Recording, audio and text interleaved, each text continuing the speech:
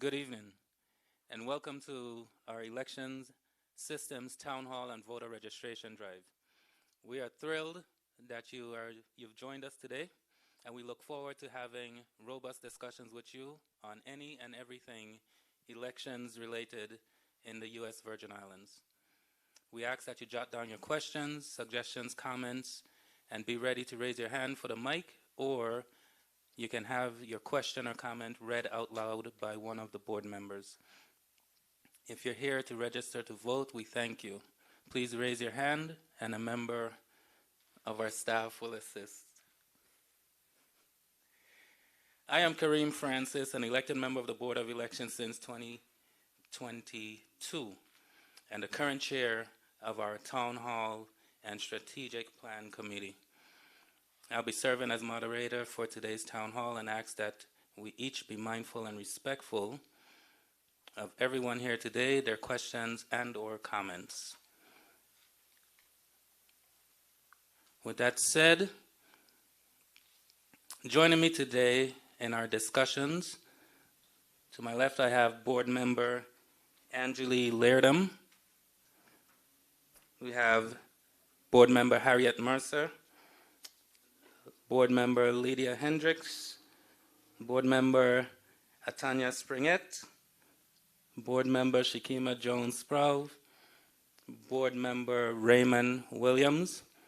On the end we have Supervisor of Elections Caroline Fox, and we also have Deputy Supervisor Kiva Mae Douglas. If you need to use the restrooms, they're outside this door, just down the hall. Okay, so with that said, we're going to go ahead and get started. I'm going to ask Supervisor Fox if you can give us some information regarding the 2024 election calendar.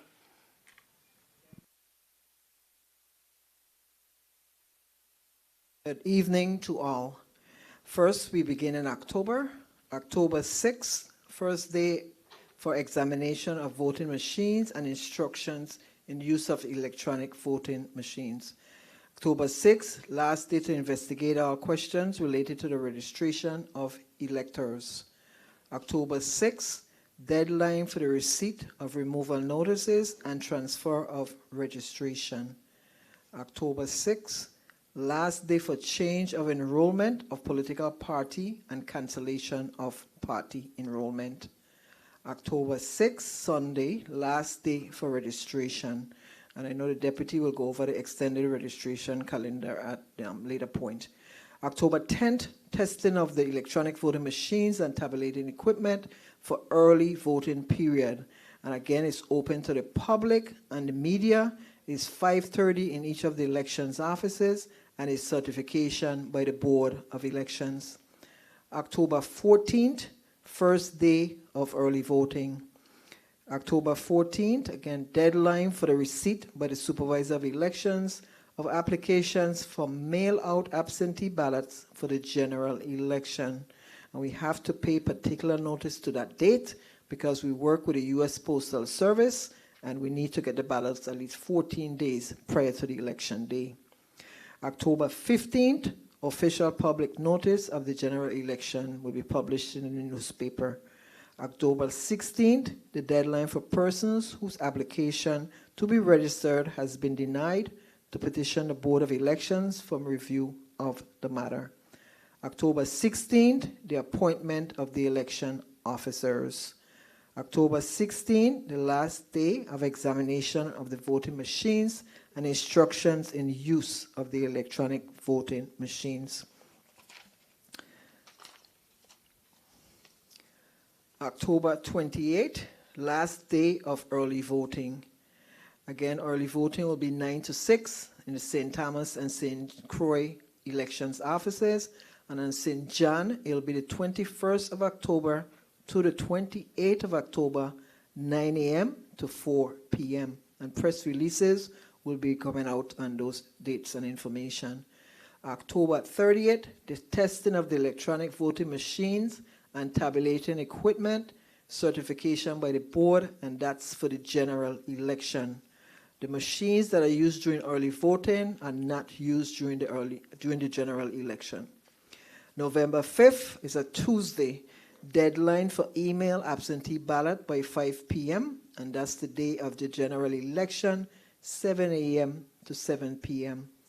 November 6th, again, first day of receipt for the supervisor of elections for applications, absentee ballots for runoff election. So you could see the timeline between a general and a runoff is very close. October 11th, with the registration in the Virgin Islands election system commence, and that's if we do not have a runoff. October 15th, certification of the election results. November 16th, first day of early voting for the runoff. November 17th, the last day of early voting for the runoff. November 19th, deadline for the receipt by the supervisor of elections of applications for absentee ballots for the runoff election. And November 19th is the runoff election day. November 24th, registrations commence again, opening 5 days after the election. November 29th, certification of the election results. And December 30th, campaign disclosure reports are due. Thank you.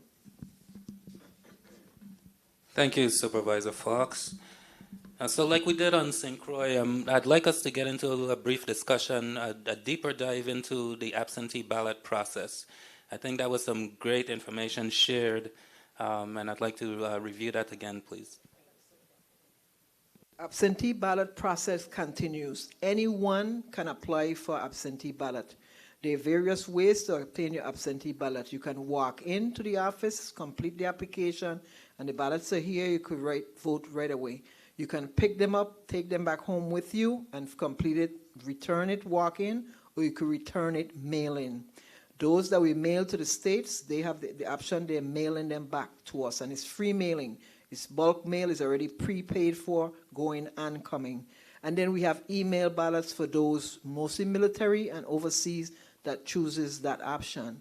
When you choose to email your ballot back to the office, you have to waive your rights because the person on the next end will be seeing your casting on your ballot.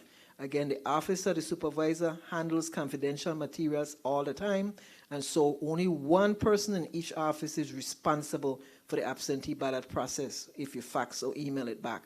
I, as a supervisor, I do not see your ballot. So we have the application. It's fillable online, or you can pick up an application in the office. Any one of your family members can pick up an application for you, complete it, and return it. Again, we usually encourage folks, if you did the primary, once you check off all election, the primary will get it to you, the general will get it to you, and if there's a runoff, we automatically get it to you. So again, if you have any question, visit any one of our offices. The applications are available in the office for those who do not have computer access, or like I say, it's fillable online. And again, it's a simple process, and again, so you have many ways to vote, so there's no excuse. Absentee continues until election day. Because someone could get sick, or emergency could come up, and they can't make it to the polling site, they can do absentee. You have early voting, which is your next option, and then election day. So, thank you. Okay, thank you. And so I guess the absentee ballot process is what anyone who may have been recently incarcerated, if they're registered to vote and they're still interested in voting, that would be the route for them, correct? That would be the option for them, absentee, and also the elderly in the homes, etc. So we work with those departments. Sometimes they get the applications and take it back to the BOC, or also the elderly homes where they're confined, and they have the option of doing absentee. Okay, thank you. And it's just a matter of them having someone request it on their behalf. Correct. Awesome. Thank you. Excuse me, also persons who are hospitalized.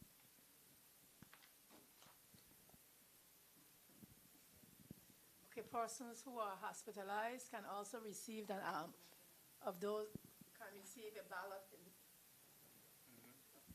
Can receive a ballot. Yes. Thank you for that, Member Hendricks. All right, so before we switch gears to a discussion on the voting machines, I'm going to ask Member Mercer to share some really valuable information here. 10 reasons to vote. Very interesting. Okay, good evening. The League of Women Voters is one of the few election education outlets in the Virgin Islands. And they came by and gave us these pamphlets, these little papers here. And what happened is they have the 10 reasons to vote. And they're very critical that you know them, and also to go on their website. They have a website of lwvi.org, and then they also have a Gmail, and they have also a Facebook page at LWVI. Okay, so they're on Facebook, they have the website and all that. So the 10 reasons to vote, they want you to understand and remember that your vote counts. Democracy only works if you vote. If you don't vote, others decide your future. You cannot change a situation by ignoring it. 5, voting is power. 6, elections determines leaders and policies. 7, without your vote, your voice will not be heard. 8, when you don't vote, special interests take control. 9, if you don't vote, don't complain.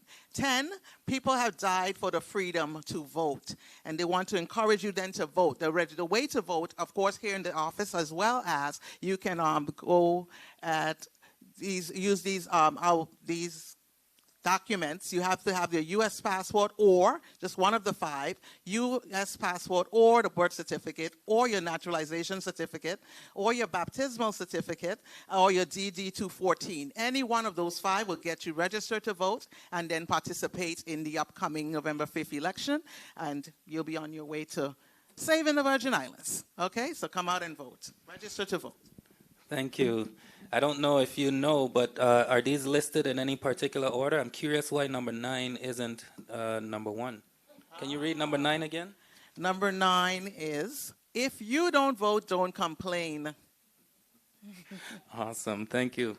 All right. So with that said, I'm going to move to a discussion on the voting machines. And then shortly after, we're going to do a brief demonstration of the 2 that we have here. And so I'm going to pose a question to anyone, any board member, if you want to share just some information regarding the 2 machines that we have here, perhaps your experience testing machines, anything that you might want to share. Do we have any board member that would like to give some information? Good evening. So the question relative to the testing process, so the value in the testing of the voting equipment brings transparency, credibility to the equipment. You know, we continue to hear throughout our community a lot of falsehoods about the fact that the machines can be tampered with. They can, just a whole bunch of negative stuff. The Board of Elections is tasked by policy and by law to certify, as Ms. Fox read, I think, earlier, the different election scheduled dates. The board has a responsibility to ensure that every single person that appears on the ballot through the testing phase gets a single vote. It also maximizes the number of votes any one elector can cast. It shows you that a blank ballot cast also counts. So it takes away all of the discrepancies that are possible. If a machine, if a DS-200, for example, the voting process or the testing process requires that a series of ballots be fed into the machine that does everything I just described. And if the number, the numerator, the number on the DS-200, it has the running count, and what's the other count again? And the protected count. So the protected count tells you that this specific piece of equipment it probably had been used multiple times throughout the years, and the number of times that someone casts a ballot on that machine. That's a protected count. That's a historical count.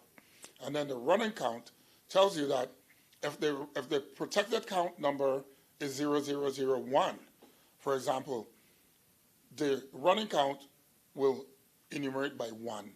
The meter goes up by 1 every time a vote is cast. So in the testing process, that is also evaluated. So you are ensure that once the board so that this piece of equipment is certified and sign off on it, it is so. The next thing about the certification process is that every single DS200, the DS200 is our scan and tabulating equipment. You can vote by paper ballot. You can also vote by using the express vote system, which I'll describe after. But relative to the certification, once that machine is certified, and it requires multiple members to sign off on that certificate or certification, there are two. There's a zero count certification, meaning that once you run at the beginning of when you open the DS200, there's a series of information that has to be entered. Once that information is entered, you go to open, quote unquote, open poll. Once you hit open poll, it runs that zero tape. Every single candidate name has to appear on that tape. It has to show you the write-ins, and next to every name, a zero must appear. If a number appears, there's a problem. That machine cannot be used at that point in time. You got to call in the technicians to figure that out. So you run the zero tape. You then enter the series of ballots that I explained earlier, where everyone on the ballot gets a vote, the zero vote, the less than 7 more. You can't vote for more than 7. The machine will not allow that. So it goes through that sequence of operations. At the end, you close the polls. Again, you run a tape, and that tape represents, and it must show that every person on that ballot got a vote, one vote. Okay? And that's the basis or the basics of the certification process. Once that tape is run and you close that poll, there's a series of locking mechanisms that are used. The machines are locked by key. They're sealed using seals. And once that is done, the voting equipment is secured in the elections offices. That machine on election day is deployed to the vote center. If a single machine seal is even as much as broken, you got to set it aside until the technician comes and evaluates it, because you can't allow a machine to come online if it's tampered with. Okay? So that is the bottom line, basic certification process. I've done it, God knows, for the life of the DS200. And then we have the express vote, which is our newer voting marking system. A DS200 uses what is known as an activation card. It's a piece of blank paper that you insert into the machine. The same way you look at a ballot, this is a sample ballot. Same way you look at this, how this looks. In the express vote system, it'll populate the same type, an exact facsimile of a ballot in the different stages of the process. Using an activator card, there's no opportunity to spoil a ballot. It gives you a certain number, allows you up to quote unquote, a certain number of choices you can make. You can't overvote. You can undervote, but you cannot overvote. It also, once you make your selections in each category of the ballot, it gives you a verification screen that shows all the choices you've made. You review it. At any point in that process, you can hit back or go back, whatever the wording is on the bottom, because it gives you the instructions by the section of the ballot. Select no more than 1, select no more than 7, select no more than 1, 2, 3, whatever that may be, the situation may be. So you get to review what choices you made. If you're satisfied, you proceed to hit vote.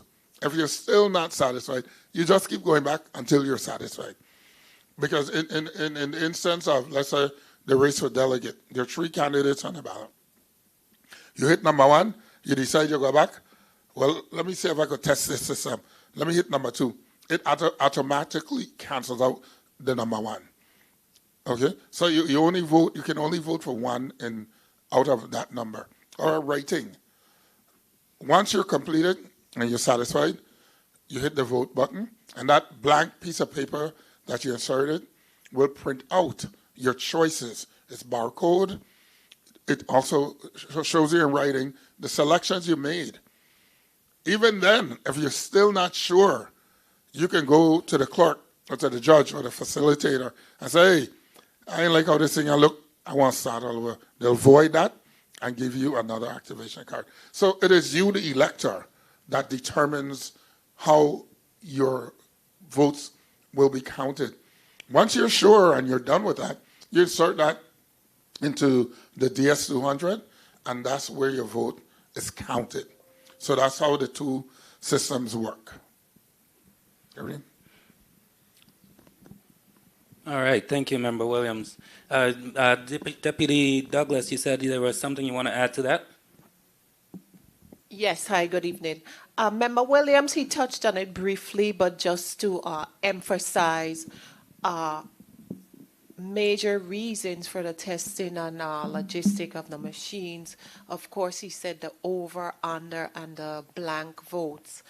During the testing phase also, the board, they're going to do at least, it can be up to approximately 90 ballots. It depends on how many candidates are on the ballot, but they always want to ensure that every candidate in the testing get at least one vote to ensure the accuracy of the programming of the ballot on the machines. So I really wanted to emphasize that also. Excuse me, I would also like to say, there are many scenarios that we check, as we said before, on the vote, but you can on the vote, because nobody say, because it says vote for 7, that you must vote for 7. You can vote for 3, and your ballot will be accepted. You don't even have to vote for any. You could come to you could go to the poll of the day, and you get your ballot, and you decide, I'm only coming because I want my name to be registered as a voter, and you don't have to vote for anybody. And all those scenarios are on those ballots when we do the testing. Overvote, undervote, write-ins, everything. And even though we say write-in, you know you cannot write on some of the machines, you have to type.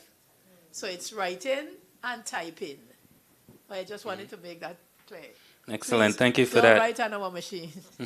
Thank you. So before we move on, I also want to say that these machines, Deputy Douglas, you mentioned up to about 90 ballots. I want to make sure people understand that that's per machine. And also, these machines are tested before the primary, and they're tested again and certified again before the general election. Okay? That process is also open to the public. So when we're going to test the machines, if you're interested in coming and observing and seeing the process, you are more than welcome to do so. All right, so now we're going to move on to an actual demo of the machines here. It's just going to be a brief demo. I'm going to ask Member Williams and any other member that may want to assist. Deputy Douglas, if you can also assist us here.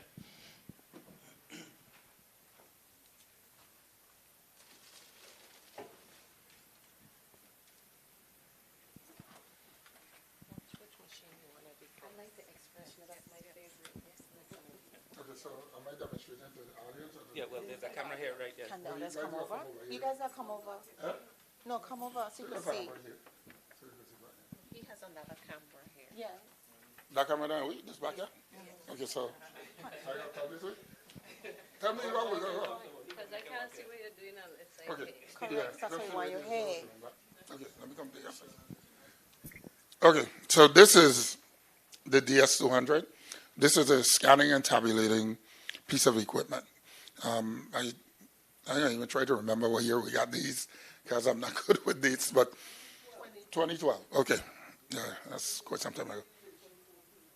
So what happens with this? What you can do either using a paper ballot. So you come into the vote center and you get it, and you mark your. Sure. Sure. So you mark your ballot. As you can see, these ballots are just sample ballots that we use. Got your ensemble in there on the ballot. That's for sure. Right, God rest his soul. Yeah, that's it. Yeah. So yeah. So it says demonstration, right? So it tells you, for example, in a race for governor, select no more than one.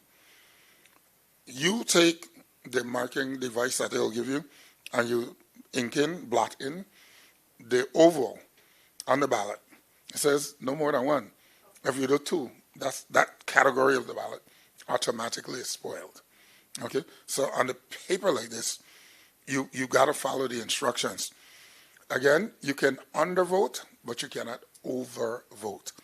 You could decide you want to vote for none of these people, and you want to write in your name. As long as you print it legibly, it'll work. Because if you don't print it legibly, the machine it scans it. But what we'll see, if we can't figure it out, and I'll tell you over the years that I've been a member of the system, if you see the stuff that people write in, it is not nice. Yeah, and some other stuff. So anyway, you mark your ballot, make your choices, you review it, both sides.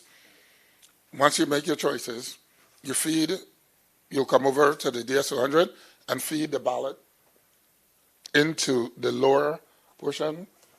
It'll scan it. It scans on both sides one time. So I don't care how I insert that ballot. It'll scan it on both sides. See, like in this example, that's a blank ballot. That still represents a ballot that was cast. It doesn't register as a vote for anyone. It's just a ballot that's cast. And that's what you want to do. You just hit cast ballot. And you're done. The ballot drops down into a bin that's stored down below. And those ballots are maintained in that ballot box until the next election cycle. I was telling you earlier about the protected count versus the public count. You'll see on this piece of equipment, this machine has accepted 6,131 ballots. The public count, 47. The difference again is the bottom number is a historical number for the usage of the machine. The number on top, when we certify the machines, it will read 0. So by the time we don't test it, it should have read whatever that number may be, 90, 60, whatever, depending on the number of candidates that we have on the ballot. Okay? And I talked to you about the tape. This is the tape here that tells you a bunch of information initially, and then once you close the poll, it'll show up that you got 20 votes, you got 100,000 votes, I got 0 votes, whatever the scenario may be. So it's a duplicative process, but it's redundant because it shows you that the integrity of the machine. Once elections are over, we do audits by precinct. Today, in our voting system, we have vote centers, but we still establish, the ballots are still established by precinct. Okay, there's on these some sort of a barcode on here that once you go to the vote center, they give you a ballot that reflects your precinct, because that's how we track demographic information. Okay, so that's the paper ballot. Oh, so yeah, I told you about the seals earlier. See, if worst case scenario, power goes out, the backup power source in a machine goes down, the ballots are placed in this bin up here, and they're staying here, and then they're transported to the office, or either the power comes back up, they'll break them open, the seal open, and cast the ballots. So you can't walk out of the precinct with a ballot, right? So it's secured here until it has power to power up the machine, and then those ballots are cast. Okay, so this is another protection measure. You have seals here that goes in here, and plus you lock it with a key. That's how you secure the machine. Absolutely, and we have on the election days, we allow for poll watchers that are given a certification to come in, and just how I stand up here watching, That's what you get to do. If there's a problem, that's only if there's a problem. You get to sit at a distance, but you can't be on top of the machine when an elector is voting. Okay? And okay, so then the next. Oh, so that, Okay, so what we want to emphasize as well is once the board certifies, they're satisfied that the voting machines, they're printing correctly, they're accepting the votes the way that they should, the machines are secured before they leave for the voting centers. All of this is done in the view of the public.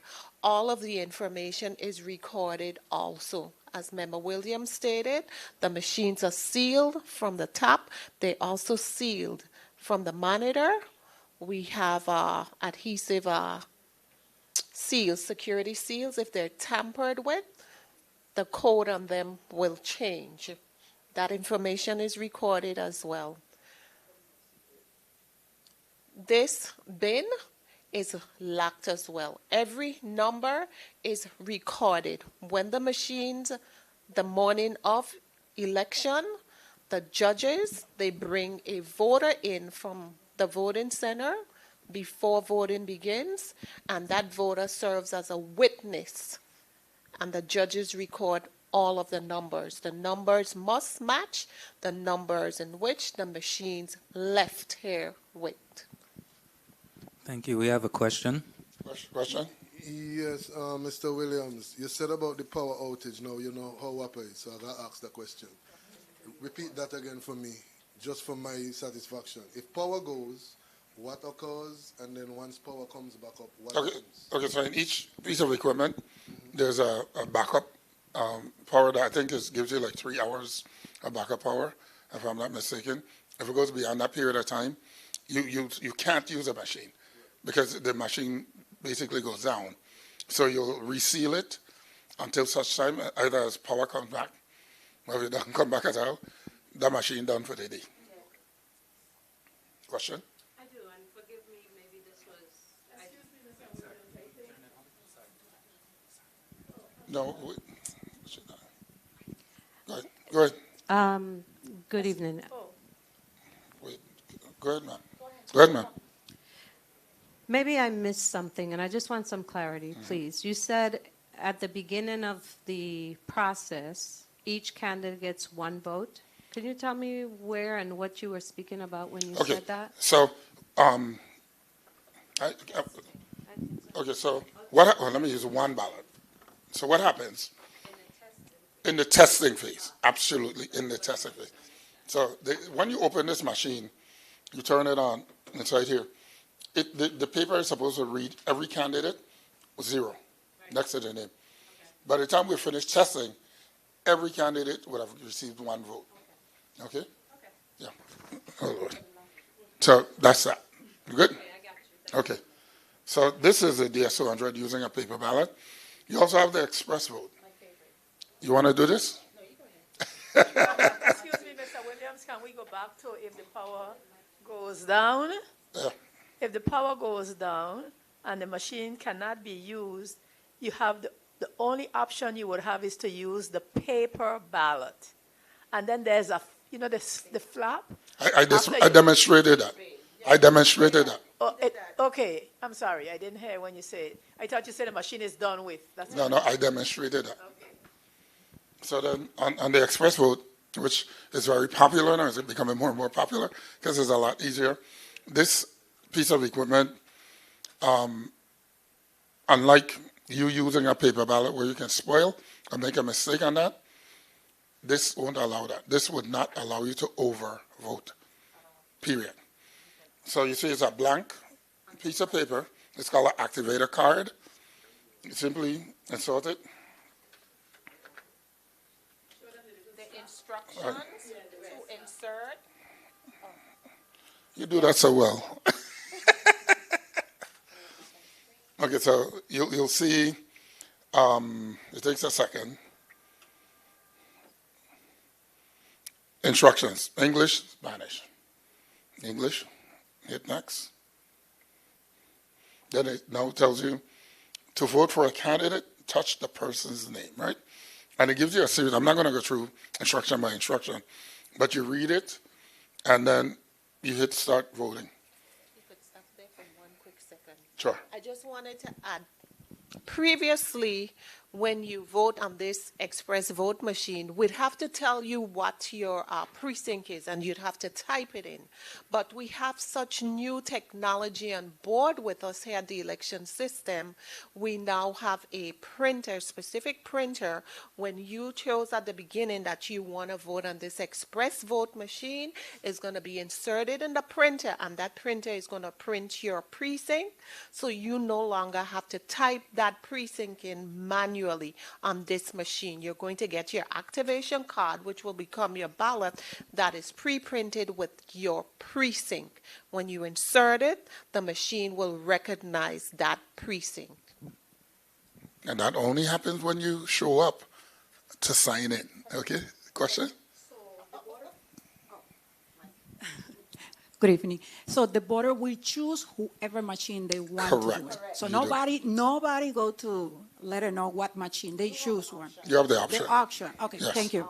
Yes. Okay, so you see, just the same way that this ballot look, see how this ballot look? It comes up on the screen here, pretty much the same way.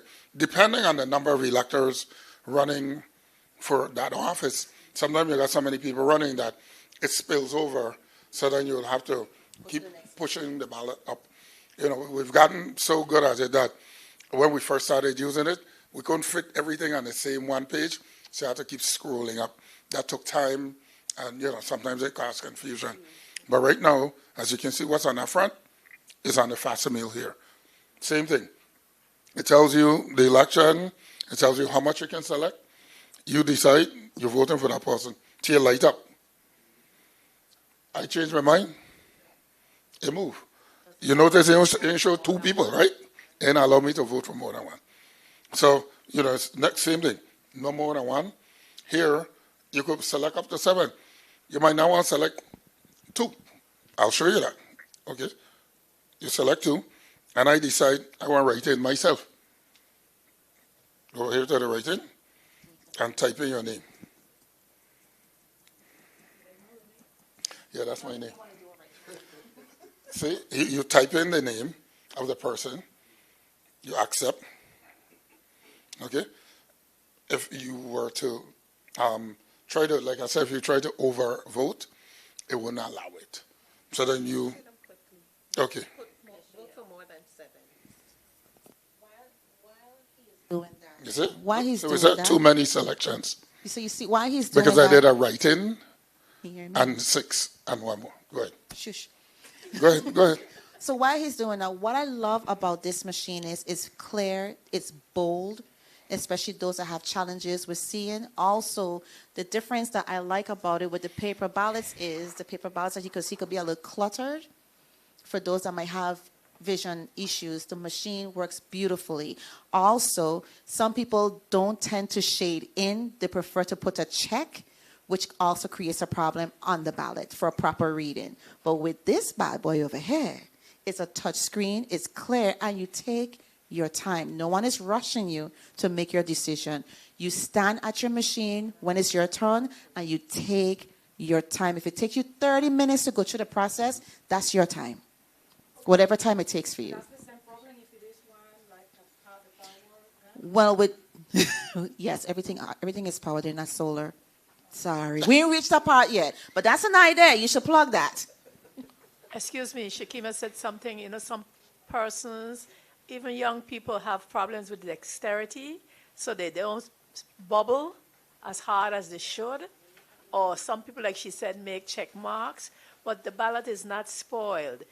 When we get those ballots, when they're not being able to be read in the machine, a few of the board members will also check to make sure that the intent of the person is clear. And once the intent is clear, we remake ballots. Okay. Okay? We got to finish the demonstration, so let me move forward. So if you choose to try to overvote, it tells you return to the ballot. You have to deselect either the write-in or whomever, and you just continue going through the process, marking by categories. At the end, It gives you the review screen.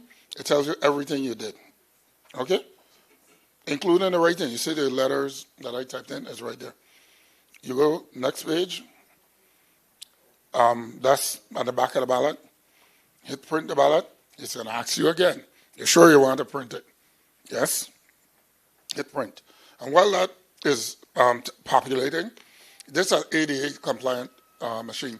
For hearing and visually impaired people, we have a keypad with Braille on it that you can use. So you don't necessarily, because you're ADA challenged, you don't need somebody to help you, only unless you elect to do so. And they also have the headset for people who have hearing issues. Okay? I'm sorry. Yeah, walk with me when I get to my age. See, it went in blank. See how we come out? All the selections you made, barcoded. And again, if you're not sure, carry it back to the judge and get a new one and start over. But once you're sure, you cast the ballot by inserting there. Any other questions on demonstration?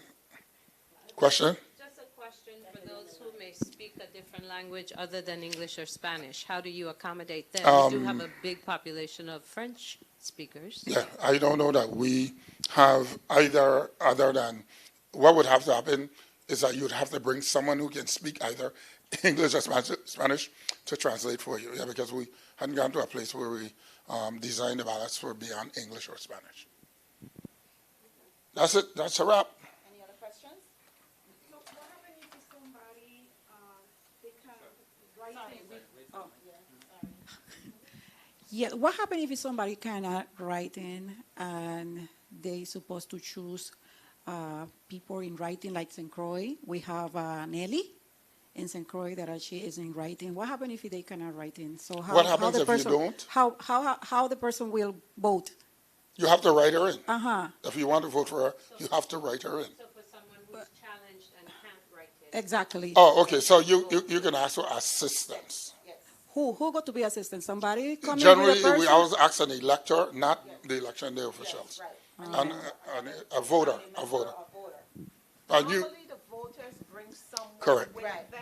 Right. There's a form that they're going to complete, assistance in voting. The judges oversee this process, and then that person will be eligible to assist the voter. But they must complete that assistance in voting form. and you can only assist one person. So you can't show up with 10 people. Yeah, election day. Yeah. Even during Even early during voting. Early voting. Yeah. So there's no excuse not to vote. Okay. Back to you, Kareem. Thank you, guys. Thank you much. Yes, sir. All right, thank you. Thank you, Member Williams, and everyone that assisted with that demonstration. So we are actually now into, actually before we go there, yes, here we go, yes.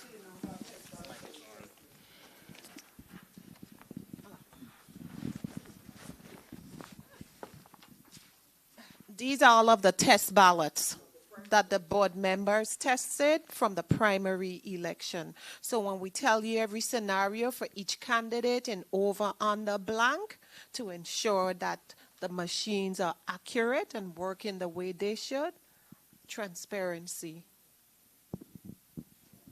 Excellent, thank you.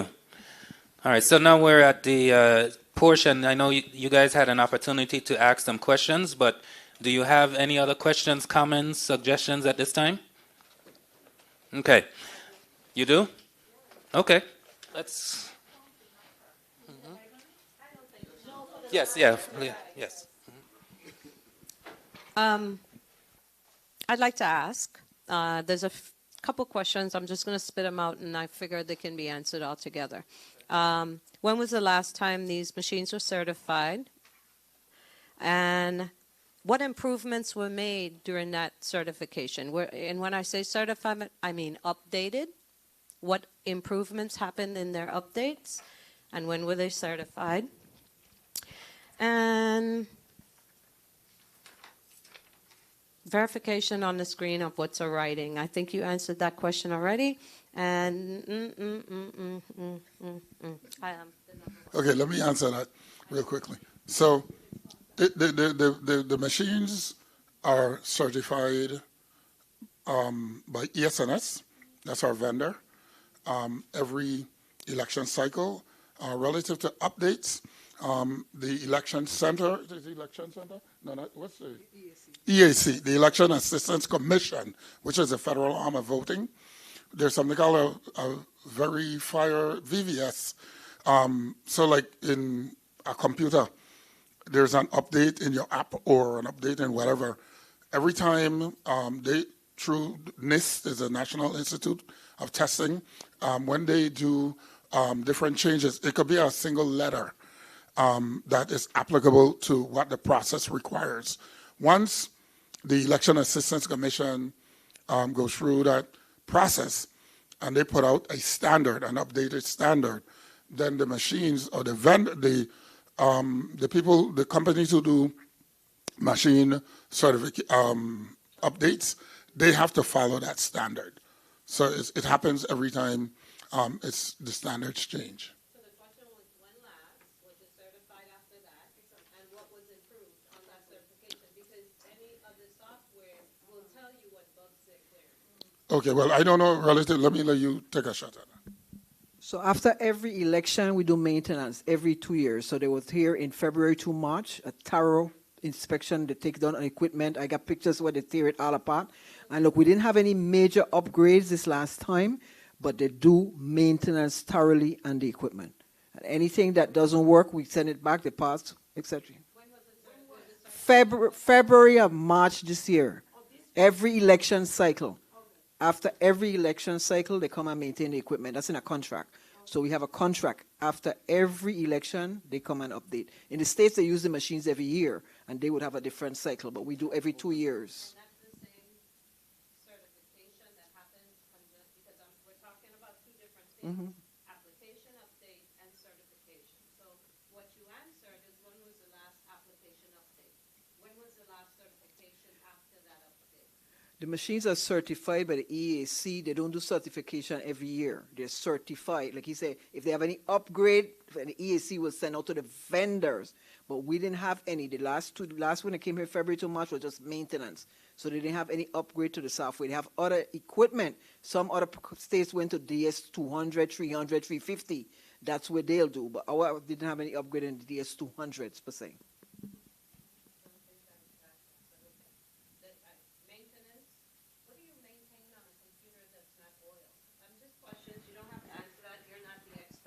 So these are the questions that you leave me with on that question. What does maintenance mean? These are not mechanical toys, number one. So it sounds to me, and this is not suggesting that it's not standard or necessary, but I as a voter would really like to understand what maintenance means. And then in that maintenance, is it not required for the trust and transparency of the community to have it certified? Just a question. Think about that. So I could take a stab at that just from, I'm in IT, just so you know, right? And so while you said there are no oil and different things, these machines still have rollers in them. That's what allows the machine to be pulled in and whatnot, right? So those things need to be periodically checked, changed, or what have you. There are other parts in there, the display and whatnot that allows that to work well. So those are the types of things that maintenance, I guess, would come into play for, right? And then the certification, I guess, in my opinion, happens each and every time, because remember, we test these machines rigorously, varying scenarios, overvote and no vote, a lot of different scenarios. And we look to make sure that what the machine says is actually what we fed into it, right? And so that's one way. Like, I think when they were doing the demonstration, if for whatever reason there's a discrepancy, then that machine is not used during that election cycle. Okay, so hopefully that answers. So you say clearly that your approval is the certification. Is that what you're saying? Yes. And you have the ability to come, just like you tonight, and we will walk you through every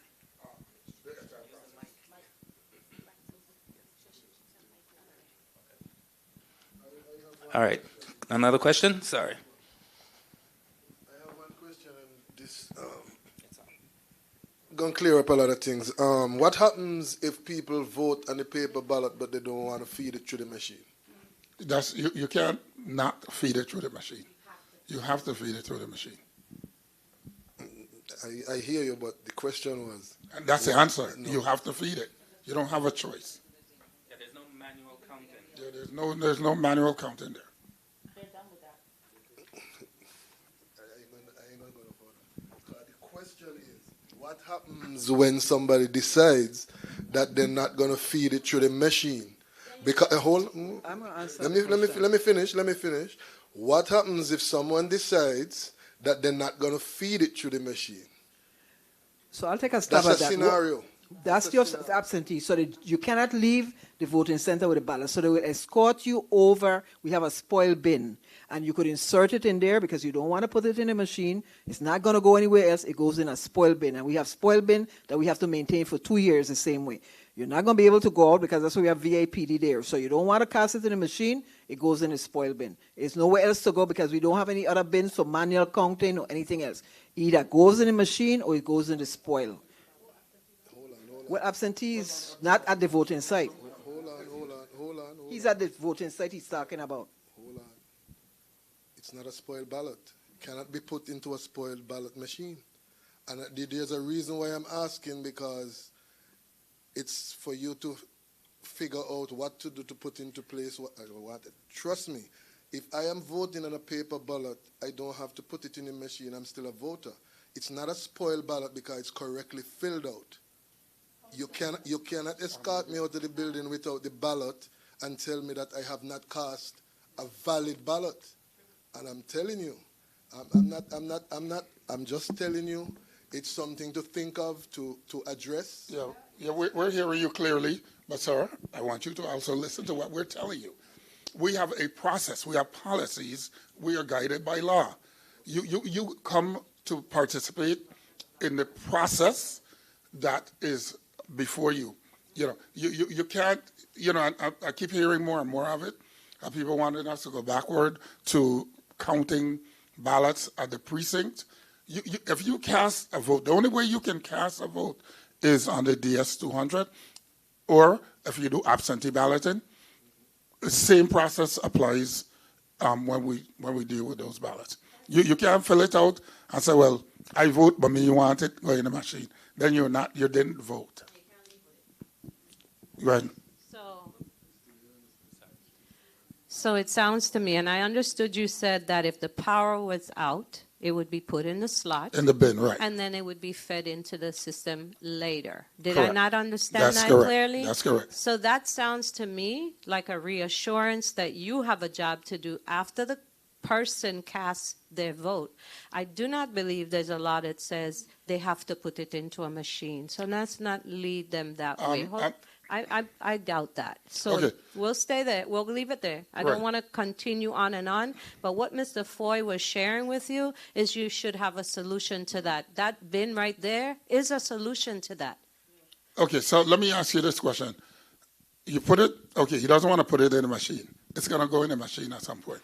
So what difference does it make whether he puts it? Isn't it more trustworthy for him to put it into the machine than putting it in a drop-down bin? Okay. Yeah. And he put it into that box, it still have to be fed to be counted through the machine, whether he do it or we do it. No, I know you understand. I'm making sure the boy over there understands. So it's going to go into the spoil box, and then later on, it'll go into, if it's good, it'll go into the machine. If it's spoiled, yeah. Once it go into the spoil box, yes, it's. No, what Mr. Foy is saying is that we should have a box somewhere. I'm saying, I'm telling you, as devil's advocate, I'm giving you that for you to find a solution. That's all. So in other Okay. words, you're saying you're not voting, All right. in a sense.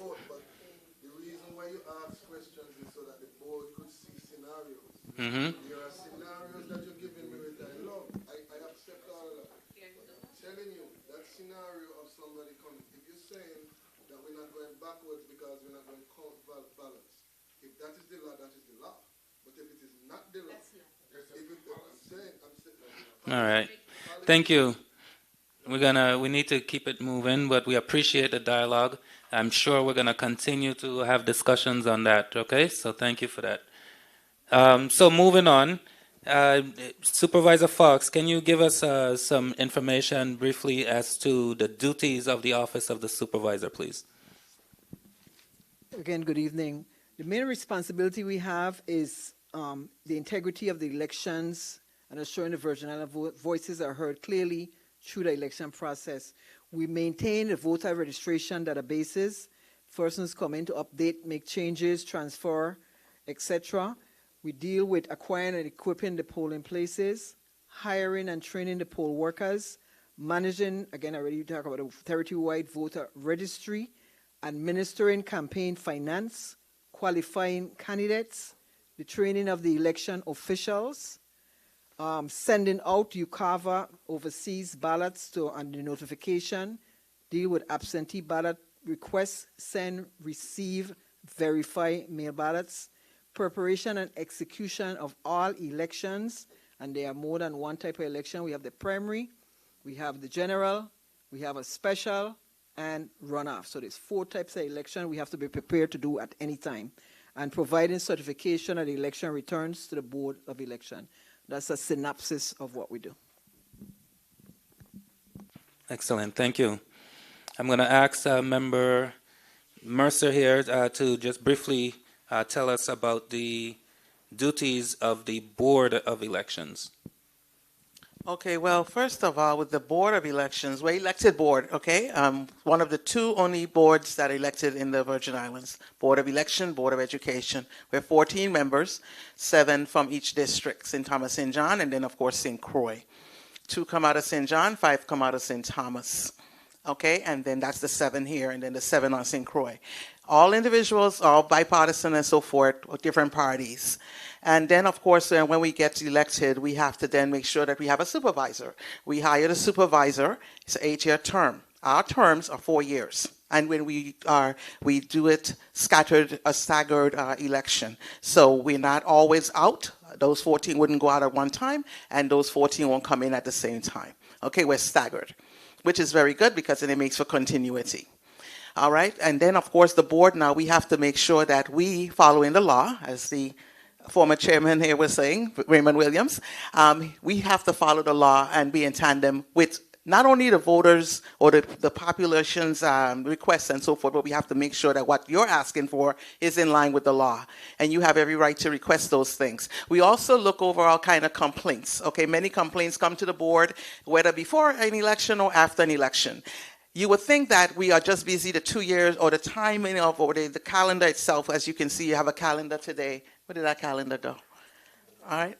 Yeah, so the calendar that the supervisor read out, you'll think we're only busy around then, but it's all through the time of our term of the 4 years. We're looking to see for every 2 years that we can make the system better and better and better. So we welcome all the public comment and everything else, all right? But we do oversee the supervisor. We make sure that she's following the law as well, and we make sure that, and she, of course, works with us. We work in concert with each other and make sure that we're following these laws.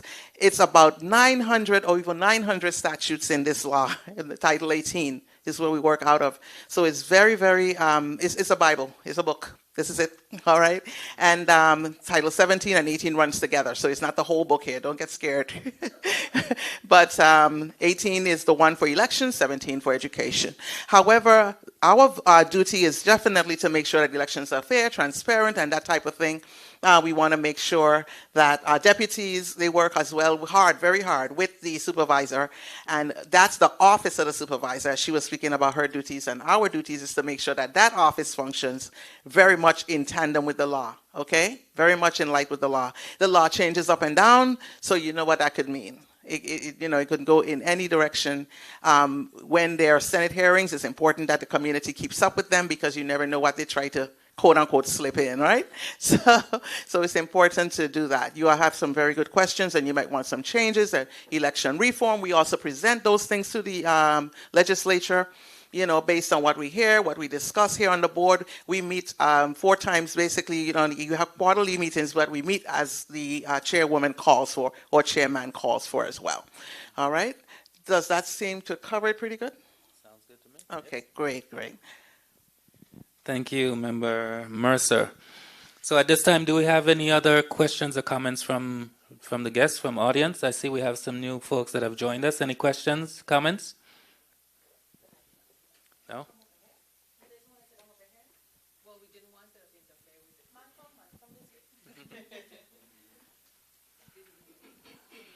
All right, so if no questions from the audience at this time, we're going to go ahead, keep moving, and let's get into a discussion on registering to vote in the Virgin Islands.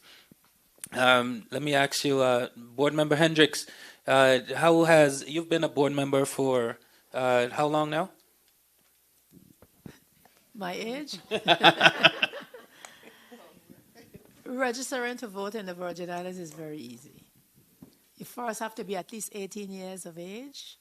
And what I like is that we go to the schools, so we try to recruit young people to make them interested in the voting process. 18 years of age. Someone said previously you must have some documentation, whether a birth certificate or a passport. Well, and of course, persons who've been in the military, you can bring that also. And those are the documents that you would need in order to register to vote. And you can register to vote at this office up here any day of the week, except holidays, Saturdays, and Sundays, from 8 to 5. I usually tell people come 9 to 4, because things happen. You know how it is in St. Thomas and all over the world. If you want, you don't want to come 8 o'clock and then you're fussing how nobody isn't here or nobody isn't taking care. I always say try to come between 9 and 4. And of course, we have St. John. Tuesdays and Thursdays, you can register on St. John. Excellent. Thank you. So I would just want to add those documents. Wait, you also will get an ID. We have some beautiful IDs. Anybody have one that they can show? You didn't walk with yours? It's you. Remember, we only could take what we see. Okay, so Yes. yes. That's it.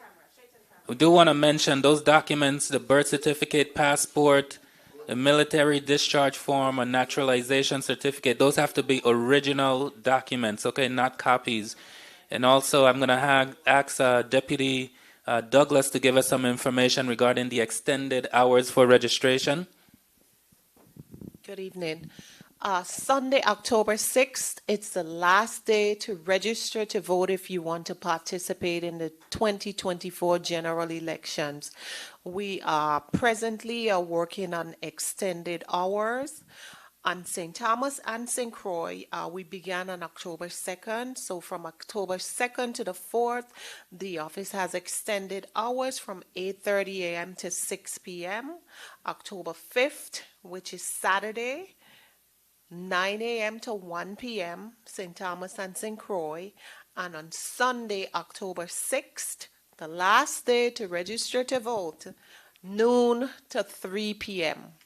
Not from noon to 3:01 or 3:02, but from noon to 3 p.m. Once we close the registers, we have work to do to get the machines ready for early voting. On St. John, those extended hours began today, October 3rd, which was from 9 to 4.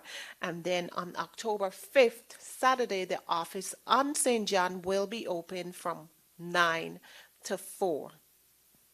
And I wanted to point out something very interesting as well. In terms of voting, even if you're a student at 17 and a half year old at the time of registration, but we'll be 18 on the day of election, you're welcome to vote register to vote as well, 17 and a half. And then also the persons the inmates in the BOC, they have the right to vote as well. So I want people to understand that except if you're there for a felony account, you cannot vote. Okay, a felony. But if you're a detainee or a misdemeanor, Yes, yes, yes. Okay. We went into the prison one time in 2014 and we educated them on that and they were given that opportunity. And also we take in absentee ballots to the prison as well. So if they're already registered and maintain their registration, by the way, there's some of them in there and I'm speaking to the audience because you may be hearing and knowing some in the prison, whether they be male or female, and they can register if they can get back reactivated. Some are inactive right now. So you definitely want to look for family members that are in there, and we'll be happy to take those absentee ballot application or the ballot itself.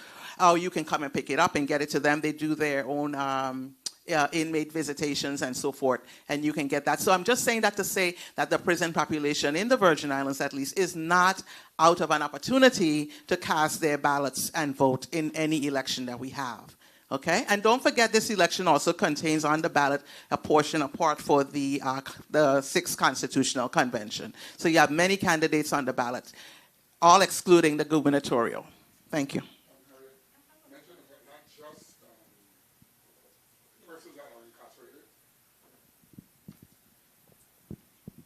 Persons that are incarcerated, but anyone that is sick in a hospital, or if you are at home and you can always get the opportunity to get an absentee ballot up until election day. Exactly, and we will always honor that, except of course if that person has a medical condition where you know they're incompetent, they've been yeah, don't do that to people, please. We're begging you, just keep it real, okay? If you know that person cannot vote, don't do that to them. Don't do that to them, because they wouldn't know what they're doing. They wouldn't be cognizant of their choices. So I just wanted to put that up.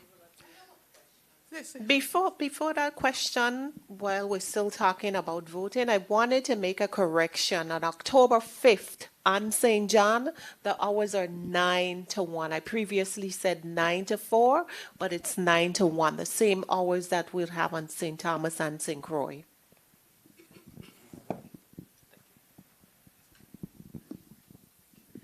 My question has to do with the registration. So when you say register to vote, does that include changing your party affiliation also, when you can come in and do that, or it's just purely for registration only? You can make those type of changes during that process as well.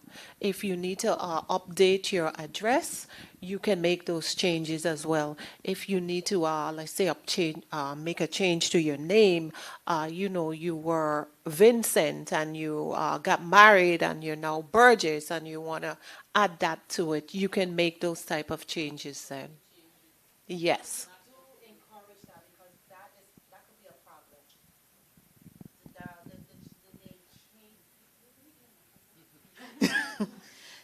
That has been a little tickle for us when individuals change their name. So you get married to Jose, and then you and Jose figure it out, and then you go on to Miguel, but we don't know that. In our system, as far as we know, your last name is Jose.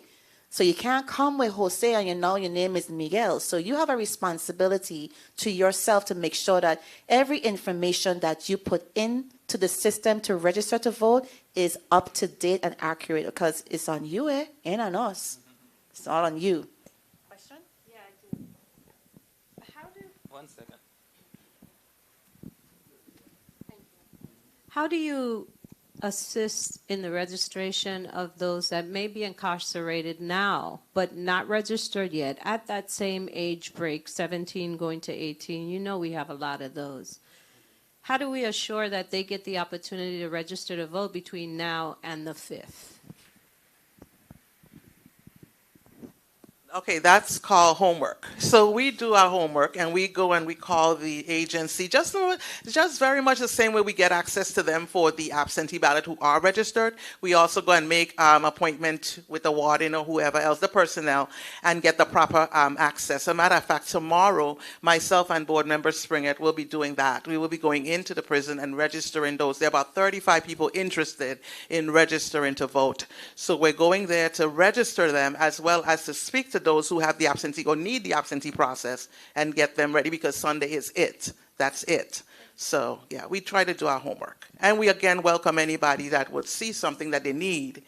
You know, your loved one is in there, might be a detainee in there with no reason or no fault of their own, who knows, whatever, innocent or proven guilty, and you want them to vote, please contact us for that reason. But they need their documents. They must have their documents. Some are in there with their documents already locked up, and then others are not. So we can't do anything without those original documents. And just to add to that, you notice the difference. The board could go out to the location and register. The office of the supervisor, we don't. We register in the office. That's our only authority. So you have to come to us. We will have something in the future coming online where you could register online. So that's our next big project coming by the end of this year. So anyone could register from wherever they are. We're going to online registration. Okay, how many polling places do we have? And can you still use your voters, your your ID, your license? Yes, so I'll take the question. So for the general election, we got in voting centers. I know what you mean, polling centers. So on St. Thomas, I'll start from the west. We have Eldridge Blake, UVI Sports Center. Then you come up to Charlotte Amalie Sprung. Then we go into Tutu Park Mall by the U.S. Postal Service entrance. There's a bay that we're going to use there instead of BCB. We get a lot of complaints about BCB, the cafeteria being too far in. So we're going back to Tutu Mall while the place is vacant. And then Ivana Eudora Ken Gymnasium. No, Ivana. No. I'm Scroogean, so she said it. So what we encourage now, if you come with your voter's card, like what Mr. Foy showed, they would put that into our e-poll book. And you don't even have to say a word to us other than good morning. And they put it in and your information comes up. But when you come with your driver's license, they're going to tell you spell your name, the last name, so we could make sure. So it just takes a few more minutes, but you could vote any ID that you need. We encourage, again, the law says your first time voting, you bring your voter's ID, but after that you don't. But we know with the system that we have in technology, and that's where you see we're pushing this voter ID card because there's a barcode on there. It brings up your information, and you don't even have to say, like I said, not other than good morning. Tells you what ballot to give you, your polling information, everything comes up for us. So we're making it easy for you to come out to vote. And remember that at vote centers, unlike in the past, we have to go to a precinct. We have vote centers. You can vote anywhere in your district. It's a beautiful thing you all do. I love it. Yes, it is. I love it.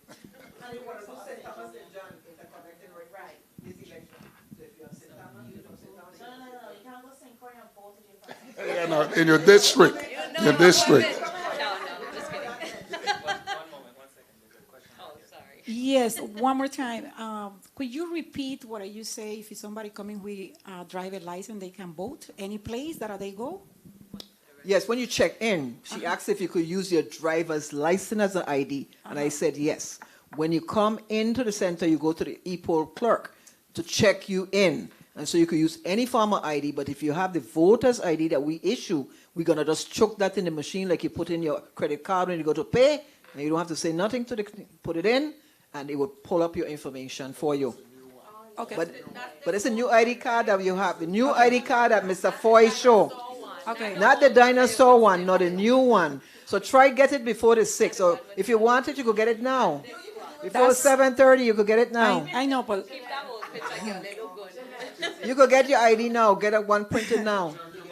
okay. So what I'm Go saying right is now. that's We talk yeah. about offline. I want to clarify that because I want to make sure that whoever are not citizen but they have a driver license, so they cannot vote. Okay, this is something that I don't want people confused because you say that. They won't be confused because we would not find them in the database. But So this is a line. No, That's going to be a line. Somebody confused and make it a line and go to vote. Maybe they think they can do it. No. She's just saying be clear. We're going to check when they come in, and they'll be kindly asked to leave, escorted out that they can't vote because they're not registered. And that's where we close on October 6th. If you're not registered by October 6th, you can't do anything that day. It's just like persons coming that didn't realize the primary was only for Democrats. We had other persons may show up, and you kindly tell them, no, this is a Democratic primary. You're not going to vote now. You're going to vote in November. That's all. So let me clarify that, though. To your point, specifically to your point, because we're now allowing non-residents to get driver's license, but those are not residents. There's a specific purpose for that. But the design of that license is different from the actual registered license that we have. So, but you have a good point, but like Ms. Fox said, you can't do it. You'll be turned back. I'd like to understand for those who may have been purged from the system accidentally and are not, for some reason, active from the last election, but now this election not in the system, that comes to you with a card or without it, or with a driver's license, how are they then addressed? Are they going to be allowed back to the system that day? Are they allowed to vote? What is it that happens on in those scenarios? Because I know you run into them. So again, we start with they are not registered. So if they're not registered, they can't register then. They're too late. We'll tell them, thank them for trying to vote, but come back after November 5th, whatever date, 5 days after that date. They can't vote. If they were inactive, they would be there. Our system keeps the archive. People registered from the 60s, we still have information on them. So they keep that. So if the person was canceled, it's gone. And that's why we went to this activation, inactive, active, because it's better. Because now you don't need to bring no documents back to us. You just go back from inactive to active. That's the benefit of not doing the cancellation process. And you, so that we don't turn anyone away, you can vote provisionally.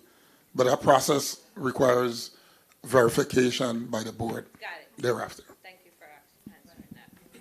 I want to add, if your status is inactive, you are still eligible to vote.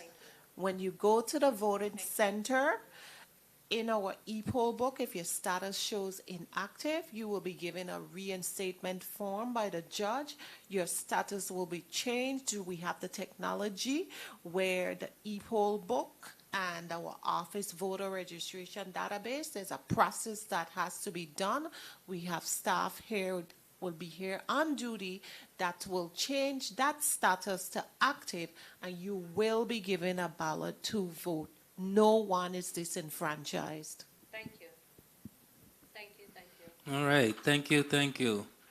Okay, so at this time, it's been a great discussion. Is there any last question or comment? Doesn't matter how long they're inactive?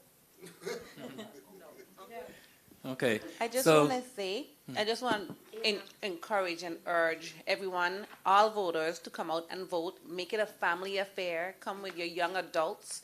Encourage them to vote. They're college students, the ones who just come out of school.